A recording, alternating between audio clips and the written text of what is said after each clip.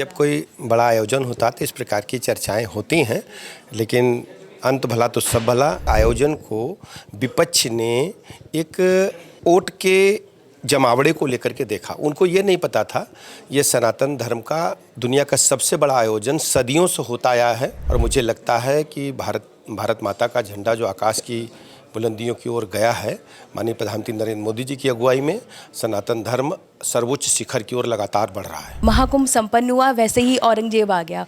उस पर एक पक्ष उनकी तारीफ करते नहीं। कुछ लोग हैं जो तुष्टीकरण की राजनीति करते हैं और वोट बैंक को सहेजने के लिए तरह तरह की बयानबाजी करते हैं।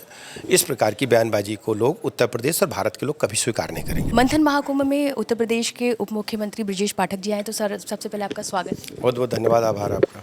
सर, महाकुंभ सफल रहा, कितना चुनौतीपूर्ण रहा इतनी बड़ी भीड़ को मैनेज करना, और बहुत सारी चीज़ें हुई, राजनीति भी हुई और सफल आयोजन। जब कोई बड़ा आयोजन होता है तो इस प्रकार की चर्चाएं होती हैं, लेकिन अंत भला तो सब भला। सुव्यवस्थित, सुंदर, अविस्मरणीय, अद्भुत डिजिटल महाकुंभ सकुशल संपन्न हुआ।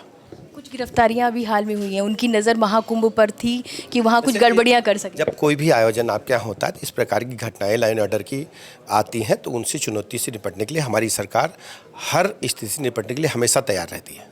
महाकुंभ को लेकर अखिलेश यादव, खास करके समाजवादी पार्टी की तरफ से बहुत बातें हुई, आरोप भी लगे। महाकुंभ के आयोजन को विपक्ष ने एक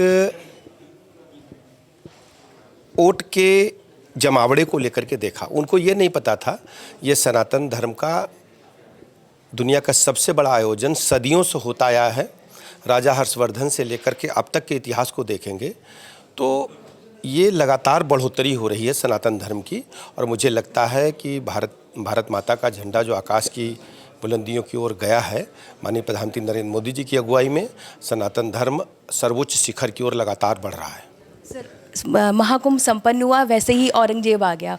उस पर एक पक्ष उनकी तारीफ करते नहीं। कुछ लोग हैं जो तुष्टीकरण की राजनीति करते हैं और वोट बैंक को सहेजने के लिए तरह तरह की बयानबाजी करते हैं।